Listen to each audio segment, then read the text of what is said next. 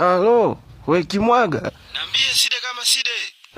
Yaani mwenzako leo nimeponea chupu. Kimekukuta nini tena? Sini hawa madereva kwenye daladala na makonda wao. Wamefanya nini tena? Wakati tunapanda gari tuliingia vizuri tu. Sasa ile kabla hatujakaa, sio akaondoa gari ghafla. Sini kidogo ni mbusu mwanajeshi. Sipati picha. Yaani muda huu sijui ningekuwa wapi. Sijui ningepelekwa kambini huko kujenga taifa. Kaka, unabusu serikali.